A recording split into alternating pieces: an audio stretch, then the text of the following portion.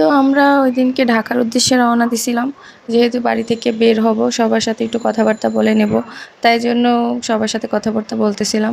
Hello, আসসালামু আলাইকুম guys, তোমরা সবাই কেমন আছো অবশ্যই জানাবা। আর আমার ভিডিওগুলো তোমাদের কাছে কেমন লাগে অবশ্যই জানাবেন। আর যেহেতু কমেন্ট বক্স খোলা আছে, আপনাদের মন্তব্যটা একটু করে যাবেন। যাই হোক, আমরা সবাই রওনা দিয়ে দিচ্ছিলাম, বাচ্চা কাচ্চা সবাইকে রেডি করে নিচ্ছিলাম।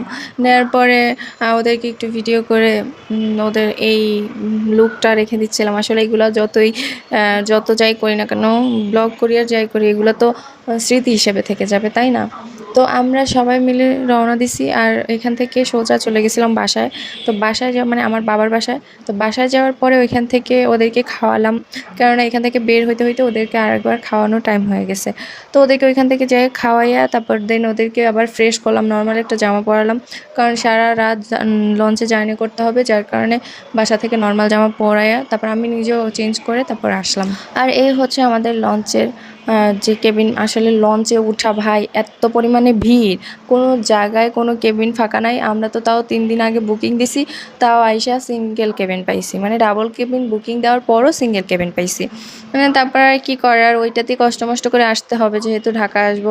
তারপরও মনের একটু শান্তি দিলাম যে থাক, এক রাত পরে তো বাসায় চলে যাব, তাই না? তাই কষ্ট মষ্ট করে আমরা ওই দিন রাতটা কাটালাম। ওর আব্বু অনেক কষ্ট করে সারা রাত ঘুমায় নাই, বসেছিল। আমিও সারা রাত তেমন একটা ঘুমাইতে পারি নাই, কারণ একটা সিঙ্গেল কেবিনে 2 বাচ্চা ঘুমাইলে তার জায়গা থাকে না। তারপর আর কি আমরা চলে আসলাম। আর এখানে লঞ্চে মূলত আমার আসার মেন উদ্দেশ্যই হচ্ছে, বাসে আমার প্রচুর মাথা ঘোরায়, বমি আসে।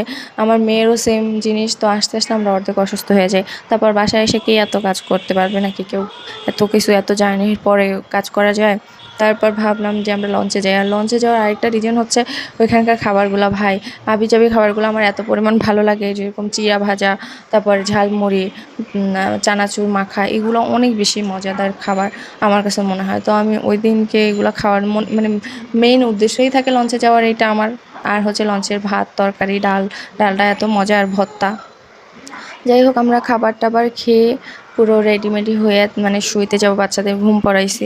পড়ানোর পর রাতে একটু আমি বাইরে বেরোলাম, বাইরের ওয়েদারটা নিতে, ভিডিও করার জন্য, মানে অবস্থাটা কি এইটুকু দেখার জন্য। তারপর যখন সকাল হয়ে যায় তখন উঠে দেখলাম বুড়িগঙ্গা নদীতে আসছি আমরা। কোকিলের ডাক আর বুড়িগঙ্গার গন্ধ ভাই, দুইটা মিক্সার হয়ে পুরো 12টা বেজে গেছে। তারপরও লঞ্চের জার্নি আমার অনেক ভালো লাগে, বাসের থেকে 1000 গুণ ভালো।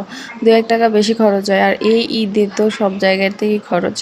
যাই হোক, তারপরে আমরা সব মিলিয়ে আমার মনে হয়েছে লঞ্চের জার্নি আমার কাছে বেস্ট। আর আমার কাছে তো খুবই ভালো লাগছে। পুরোটা জার্নি আমি অনেক এনজয় করছি। ওরা ঘুমিয়ে যাওয়ার পর আমি আবার বাইরে এসে দেখলাম যে কী অবস্থা।